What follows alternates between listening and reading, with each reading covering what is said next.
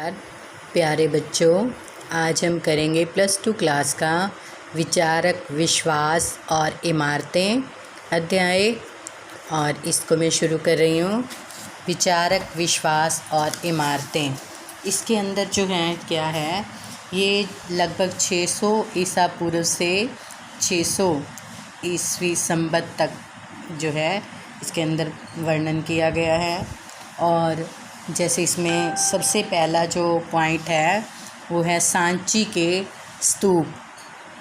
तो सांची के स्तूप क्या होता है, जैसे जो बौद्ध धर्म को मानते हैं, तो जैसे हम मंदिर में और हिंदू लोग मंदिर में, और जो मुसलमान हैं वो मस्जिद में, और जो सिख हैं वो गुरुद्वारे के अंदर, और जो अंग्रेज़ वगैरह हैं वो चर्च के अंदर अपनी पूजा करते हैं।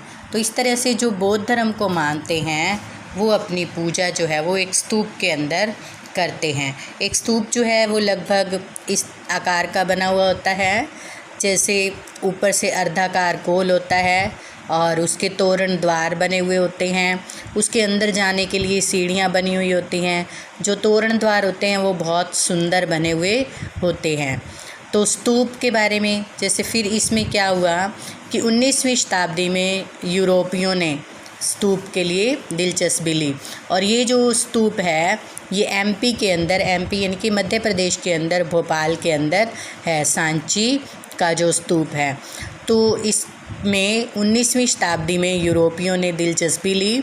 वो इसके तोरण द्वार को ले जाना चाहते थे अपने साथ और अपने म्यूज़ियम के अंदर रखना चाहते थे। और ऐसे ही फिर दोबारा फ्रांसीसियों ने भी सांची के स्तूप के पूर्वी तोरण द्वार को ले जाने की कोशिश की। जो मुख्य इनके द्वार थे, तोरण द्वार जो थे वो बहुत सुंदर बने हुए थे। और इन्होंने शाहजहाँ बेगम से जो है इजाज़त मांगी कि वो उसको म्यूज़ियम में, संग्रहालय के अंदर रखना चाहते हैं और इस द्वार को ले जाना चाहते हैं। लेकिन जो शाहजहाँ बेगम थी उन्होंने जो है चालाकी दिखाई, और ऐसा ही अंग्रेज़ों ने भी किया। तो उन्होंने चालाकी दिखाई और उन्होंने क्या किया, प्लास्टर का एक जो तोरण द्वार था वो बनवा दिया।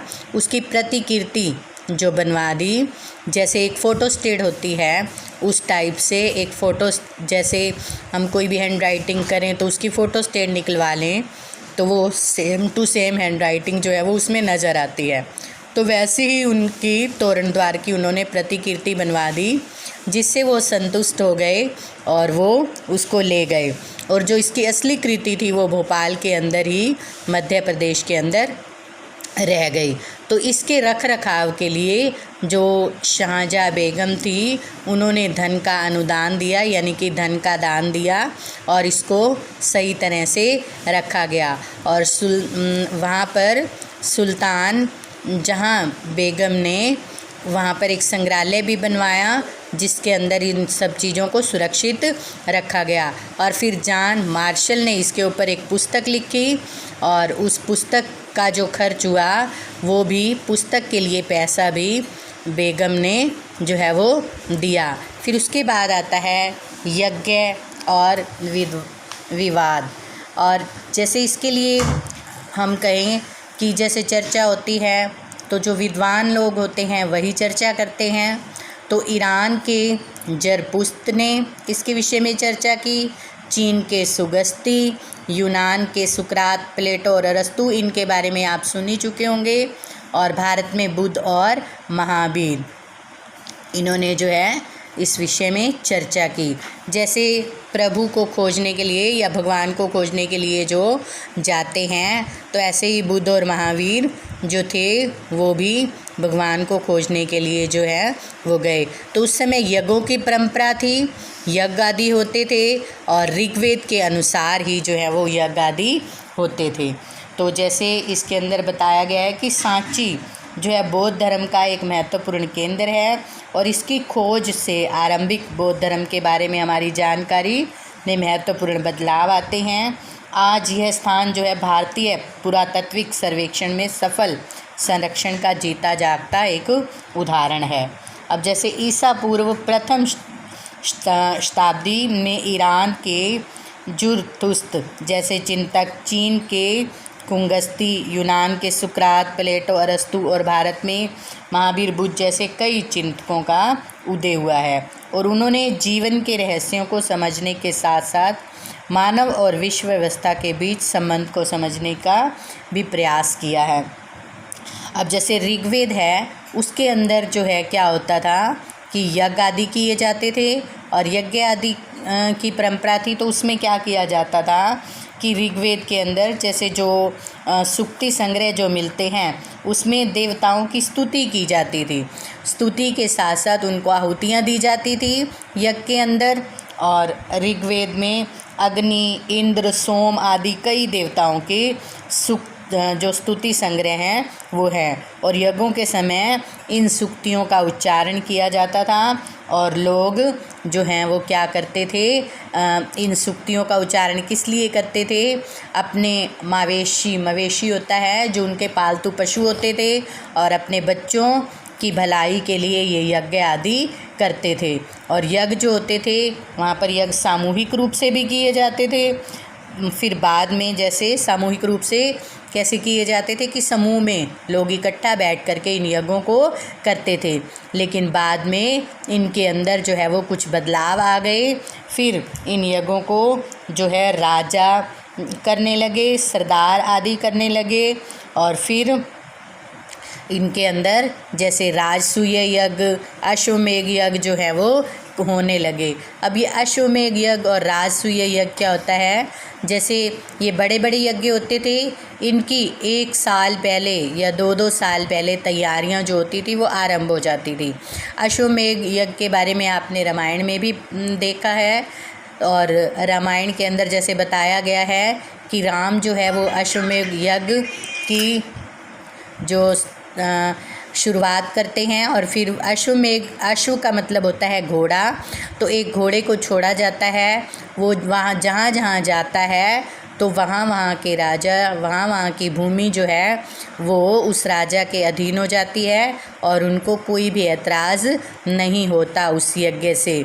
और ऐसे ही राम ने किया था और आप सारी कथा जानते ही हो कि राम ने जब यज्ञ के घोड़े को अश्वमेध यज्ञ को छोड़ा था, अश्व को छोड़ा था, यानी कि एक घोड़े को छोड़ा था, तो उसके बच्चों ने ही उसको पकड़ लिया था और आप कहानी बड़े अच्छे से जानते हो।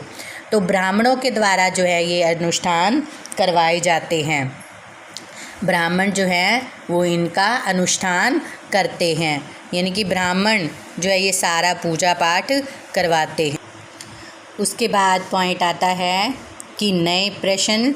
अब इसके विषय में विचारधाराओं, जो विचारक थे, जो विद्वान थे, उनसे पता चलता है कि जो नए नए विचार जो हैं वो सामने आने लगे। जैसे उपनिषदों में दी गई विचारधाराओं से पता चलता है कि लोग जीवन का अर्थ, मृत्यु के बाद जीवन की संभावना और पुनर्जन्म के बारे में जानने के इच्छुक रहते थे, यानी कि नए प्रश्न उनके मन में होते थे, तभी वो खोज के लिए जो है वो जाते थे। वनों में खोजों के लिए जाना, उस समय छोटी छोटी कुटिया बना करके जो है रहा जाता था। फिर आता है वाद विवाद और चर्चाएं। जैसे बौद्ध ग्रंथों से हमें 64 संप्रदायों या और चिंतन परंपराओं का उल्लेख मिलता है और इससे हमें जीवित रूप से चर्चाओं और विवादों की एक झांकी मिलती है। और उस समय के जो शिक्षक होते थे वो एक स्थान से दूसरे स्थान पर घूम कर, यानी कि वो ज्ञान को प्राप्त करना चाहते थे, ईश्वर को समझना चाहते थे, विश्व के विषय में जानना चाहते थे, अपनी सोच समझ को एक दूसरे के साथ सामान्य लोगों से जैसे तर्क वितर्क करते थे और बात को समझने की कोशिश करते थे। और वो ये चर्चाएं की जाती थी, वो ये चर्चाएं नुकीली छत वाली झोपड़ी, जिनको कूटागार शाला कहा जाता था, और या फिर ऐसे उपवनों में होती थी जहाँ घुमक्कड़ मनीषी ठहरा करते थे। मनीषी मतलब उस समय के जो ऋषि आदि होते थे, जो हमेशा घूमते रहते थे, वो वहाँ पर ठहरा करते थे और वे एक शिक्षक अपने प्रतिद्वंदी को अपने तर्कों से समझाता था और वे अपने अनुयायियों के साथ जो उसके अनुयायी होते थे, जो उसके विचारों को मानने लग जाते थे, वो उसके अनुयायी बन जाते थे। और इसलिए किसी भी संप्रदाय के लिए समर्थक समय समय के साथ बढ़ते और घटते रहते थे। और इसमें जैसे कई शिक्षक इसमें महावीर और बुद्ध शामिल हैं। वेदों के प्रभुत्व पर प्रश्न उठाए उन्होंने। वो जैसे यज्ञों आदि को, जो यज्ञ करवाए जाते थे उस समय के दौरान, उनको नहीं मानते थे। और उन्होंने वो ब्राह्मणवाद को भी नहीं मानते थे। और वे मुक्ति का प्रयास, हर व्यक्ति, वो ये कहते थे कि दुखों का निवारण और मुक्ति का प्रयास जो है वो हर व्यक्ति स्वयं ही कर सकता है। तो वो ये सब चीज़ें मानते थे और उसी के अनुरूप ही वो अपने धर्म का प्रचार जो है वो करते थे। तो बाकी कल। धन्यवाद।